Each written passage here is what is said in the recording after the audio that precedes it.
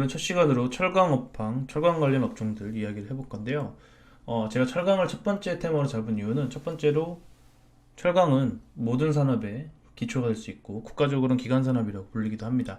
일단은 조선, 건설, 자동차 산업에 재료를 제공하기 때문에 상당한 여파가 있고, 두 번째로는 저에게 주식 상담 관련하신 분들 중에 철강, 포스코 같은 종목들 물려서 어떻게 대응을 할지 여쭤보는 분들이 물어보시는 분들이 많았습니다. 그래서 철강을 요청했고, 세 번째는 제가 강철 같은 남자이기 때문입니다.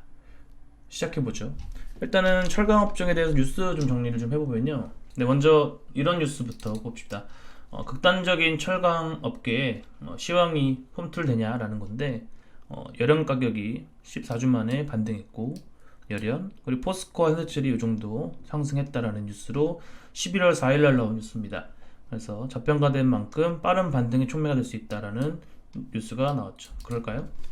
네, 포스코 회장님이신데 최정호 회장님께서 철강 사업 안주 말고 새 먹거리를 찾자. 네, 굴지의 포스코라는 기업이 새 먹거리를 찾아야 된다라는 뉴스가 나와 있습니다. 자세하게 기사를 들여다보니까 포스코 포럼에서 이런 얘기를 하신 거죠.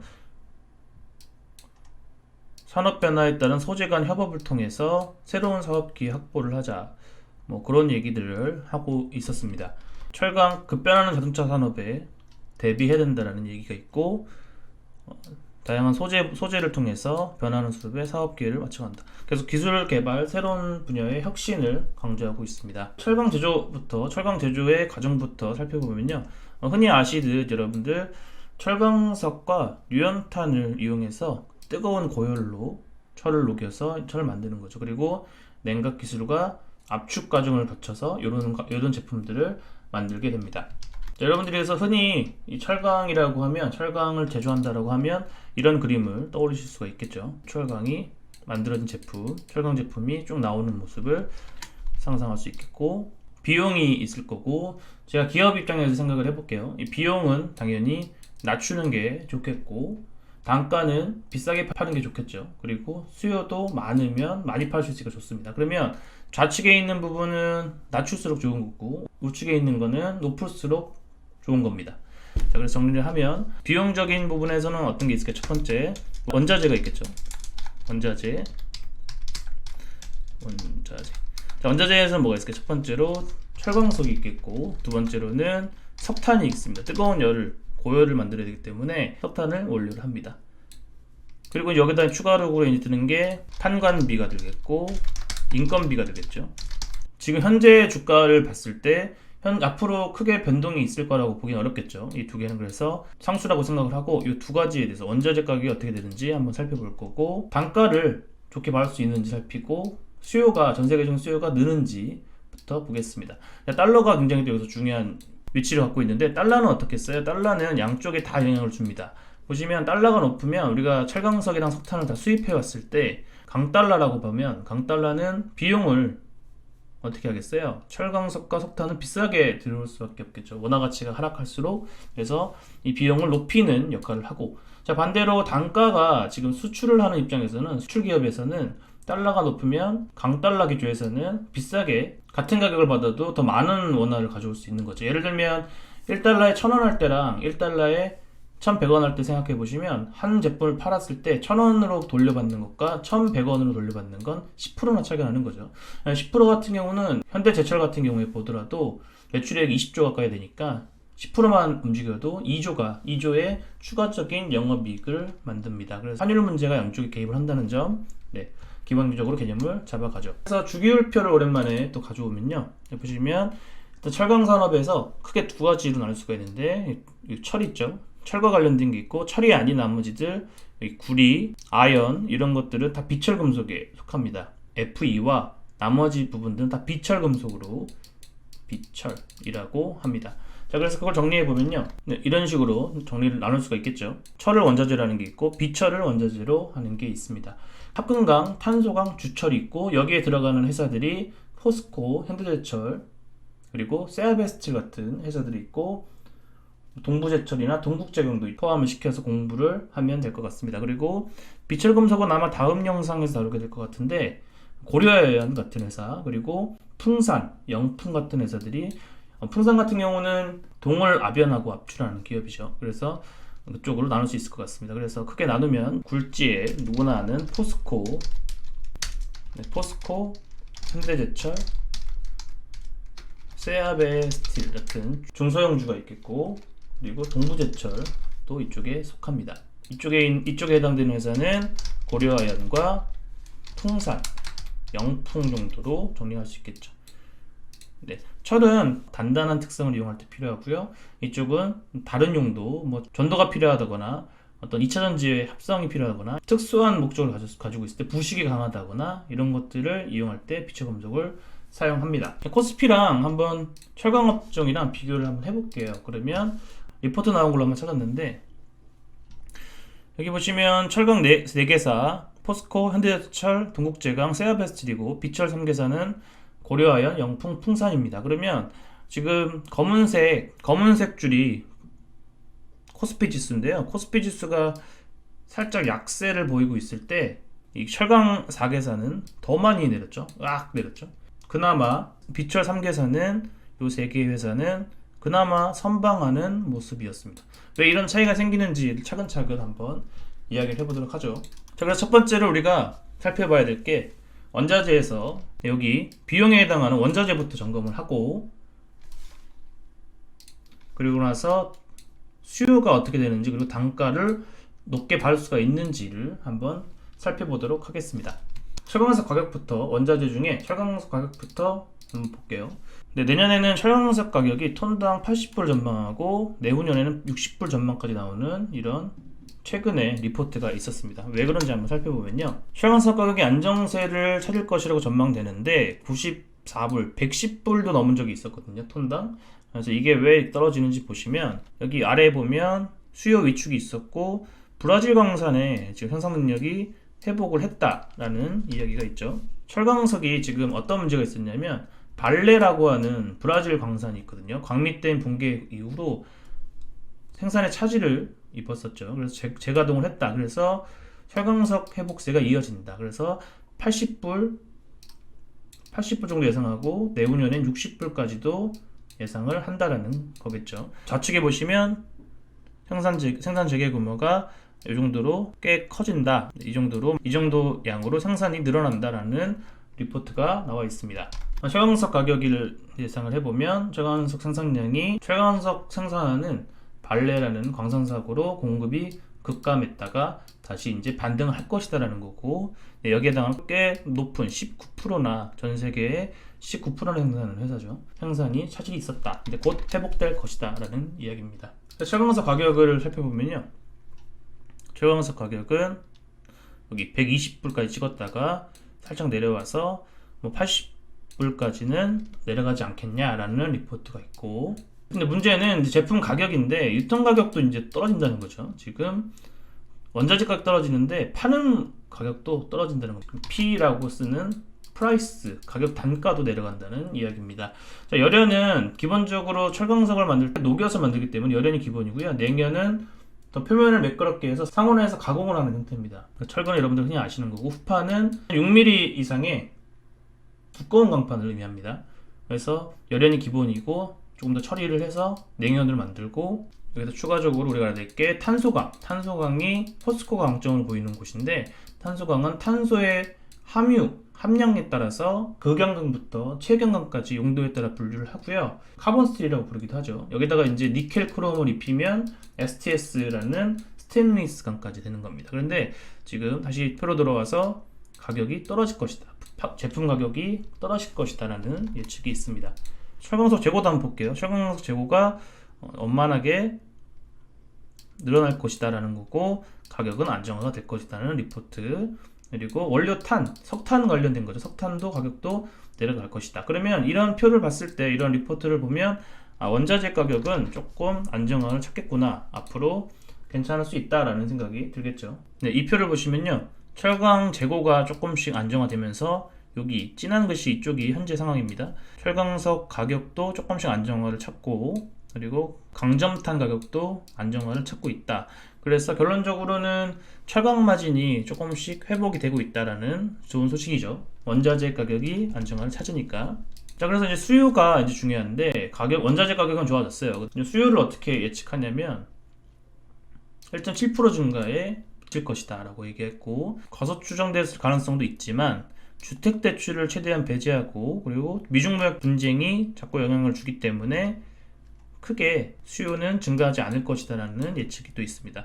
전 세계적인 철강 제품 수요를 살펴보면요, 생산 능력은 꾸준하게 늘고 있는데 증가율은 조금 둔화가 되고 있는 느낌이고, 그리고 세계적인 수요가 그다지 좋지가 않습니다. 이제 바닥을 찍고 올라가느냐 아니면 더 떨어지느냐, 수요가 하락하느냐에 대해 그런 갈림길에 있는 거죠.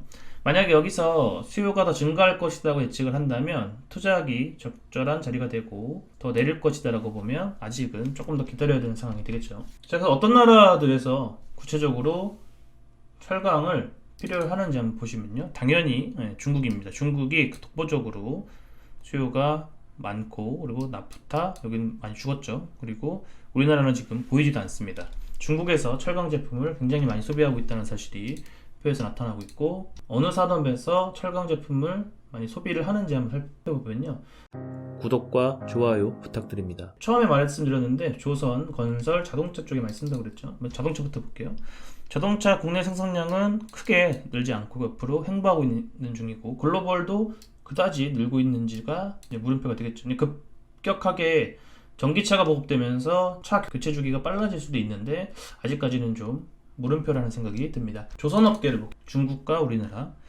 조선 수주 잔고가 썩 좋지 못하고, 그리고 지금 조선에서 배에서 사용되는 후판 제품이 수입도 정체돼 있다. 크게 개선되기는 어려울 전망이다라는 리포트가 있습니다. 다음으로는 건설 관련 살펴보면요, 건설은 구조적으로 낮아지는 분양 물량 이렇게 되고, 지금 정부 규제 때문에 재건축이 좀 어려운 상황이고, 신축도 많이 막혀있는 상황이죠.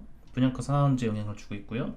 그래서 수요가 물량은 별로 늘어나지 않는데, 수요 자체가 늘어나지 않는데 오히려 수입은 조금 늘어나고 있는 추세죠. 국내 철강에서 안 좋은 뉴스겠죠. 철강을 어디서 많이 만드는지 한번 살펴보면, 일단 유럽 조강 생산 능력 나온 편인데 별로, 아메리카, 중국 외 지역의 아시아 조강 생산 능력도 하락하고 있다라는 그런 리포트가 있죠. 근데 전 세계적으로 조광 생산 능력이 떨어지고 있는데 왜 우리 철강업계에는 호재가 되지 못할까라는 생각이 들겠죠. 왜 그럴까요? 네, 중국입니다. 답은 중국 형들이 엄청나게 생산을 늘려나가고 있기 때문인데, 한번 살펴볼게요. 네, 이 표 보시면요, 지금 중국이 가장 많은 수요를 발생시키면서도 수출을 많이 합니다. 심지어 우리나라에도 수출을 하고 있죠. 그래서 지금 우리나라 철강업계가 살아나려면 감산이 있어야 되고, 부동산이 좀 살아나야 되고, 건설 쪽이죠. 그래서 우리나라는 현재 중국산 유입으로 경쟁이 심하고, 수출도 무역 장벽으로, 무역 분쟁 문제로 쉽지 않다라는 그런 리포트가 나와 있습니다. 중국의 수출 추이를 자세하게 살펴보면요, 중국 철강제 수출 추이를 보면요, 여기 연기준으로 감소는 하고 있는데 그만큼 중국 수요가 엄청나게 많다는 뜻이고, 그리고 우리나라도 중국산에 대한 수입이 큽니다. 그래서 중국산에 대한 중국산 저가 철강, 저렴이 버전의 철강 제품을 많이 수입하고 있다라는 그런 표입니다. 자, 그래서 전 세계적인 조광 생산 능력을 보면요, 지금 계속해서 꾸준하게 증가하고 있고, 그래서 그 원인을 살펴보니까 그 원인은 당연히 중국 형들이 계속해서 조광 생산 능력을 키워나가고 있다라는 리포트가 나와 있죠. 중국이 계속해서 수요를 잡아먹고 있는 상황입니다. 자, 그래서 중국으로 가는 물동량이 계속해서 유지되고 있고, 중국 외에는 크게 늘어나지 않죠. 중국이 최대 수요 국가이면서 최대로 많이 만들어나고 있고, 철강석 중국에서도 역시 가격은 안정화가 되고 있다는 그런 리포트고요. 전 세계적인 조광 생산 능력 보면요, 지금 중국이 독보적으로 50%나 되는 철강을 만들고 있고, 그리고 쭉 보면 우리나라는 4.2%밖에 안 되는 그런 한 상황이죠. 중국이 많은 수요를 창출하면서도 많은 생산을 점유하고 있다는 거고, 자 그러면 생산 능력이 앞으로도 계속 늘 거냐라는 질문이 들겠죠. 그러면 증감률 추이를 봤을 때 조금 내년부터는 조금 약세가 되지 않겠냐고 전망을 하고, 신규 능력이 앞으로는 철강에 대해서 증설하지 않는다라는 이야기가 있습니다. 중국의 조강 생산 능력이 신규는 지금 여기 연회색인데, 연회색은 요만큼밖에 안 되고, 여기는 지금 폐쇄랑 같죠. 2022년 그리고 23년부터는 폐쇄 능력이 더 크니까 감소할 것이다라는 예측이 나와 있습니다. 그래서 투자에 적합한 포인트를 보면 중국의 조강 생산 능력이 더 이상 증가하지 않는 이 뒷부분부터를 더 좋지 않나라고 감히 예측을 해봅니다. 자, 한국이 어디다가 수출하는지 보면요, 동남아시아가 상대적으로 크고요, 중국은 생각보다 크지 않습니다. 중국은 굉장히 많은 수요를 만들지만 자체적으로 수요를 잡아먹고 있으니까 우리나라는 중국 쪽에 큰 재미를 보고 있지는 않죠. 여기까지 정리해보면 원자재 가격은 조금 안정화될 가능성이 있고, 철강 가격과 석탄 가격은 괜찮은데 문제는 수요가 썩 증가하지 않고 있다는 점이고, 그리고 2021년까지는 중국에서 계속해서 조강 생산 능력을 증대할 거기 때문에 그 수요가 조금 증가하더라도 우리나라 철강 회사들이 크게 수혜를 받을 가능성은 없다는 이야기가 정리가 되는 거죠. 중국 제품 가격 좀 살펴볼게요. 중국 제품은 열연과 냉연과 철근이 있죠. 아까 열연은 한롤드 스틸 플레이트라고 부르고, 여기 콜드죠. 그래서 HR이라고 부르고, 여기는 CR이라고 부릅니다. 자 그러면 내수 가격이 하락하고 있죠. 그리고 석탄, 원료탄 가격도 하락하고 있으면서 이제 원재료 가격이 하락하면서 철강 가격도 하락을 합니다. 원자재 가격이 내려가면 철강 가격을 유지해서 받으면 그만큼이 마진이 되는 거죠. 그만큼 마진이 되지만 원자재 가격이 내려가는 만큼 철강 가격도 같이 동반 하락하고 있다라는 그런 표가 나와 있습니다. 이게 최근에 14년부터 19년까지 원자재 가격이 상승분을 판매 가격에 반영이 되냐라는 문제인데, 이 파란색 부분은요, 원자재 가격이 상승했을 때 철강석과 원료탄 있죠, 올랐을 때 같이 올릴 수 있는 그런 구간들이었고, 지금 문제는 최근 문제죠. 최근 19년부터는 원자재 가격이 올랐는데 오히려 열연 가격은 떨어지는, 이런 마진에서 큰 손해를 보는 상황이 벌어지고 있었다는 거죠. 19년부터 19년 7월까지 이런 문제점이 있었다는 거죠. 여기 보시면 이 표를 보면요, 부재료는 크게 변화가 없죠. 그 상수로 고정할 수 있고, 고정비도 마찬가지로 크게 변화는 없습니다.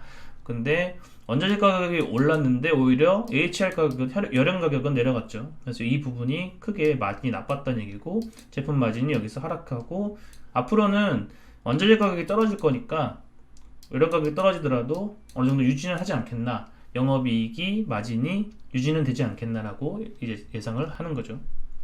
자, 그래서 이거를 호재와 악재를 정리를 쭉 해놓은 표가 있어서 한번 보여드릴게요. 보면 메리츠 증권에서 나온 건데, 중국의 수요, 중국의 공급, 이런 무역 장벽이 주가 결정 요인이 된다는 거고, 중간권을 보면요, 계속해서 조강 생산 능력을 키워나가고 있고, 미중 무역 협상이 지금 변수가 된다라는 그런 리포트가 나와 있습니다. 월드스틸 다이내믹이라는 그런 곳에서 나온 건데, 그래도 경쟁력 있는 철강사는 포스코, 그리고 현대제철이 1위와 10위를 마크하고 있고, 지금 중국 기업은 다행히도 경쟁력은 없다고 보는 거죠. 저가 철강 위주로, 단가 위주로 철강 제품을 공급하고 있기 때문에 경쟁력은 썩 없다고 보는 거고, 포스코와 현대제철이 꽤 좋은 점수를 받고 있습니다.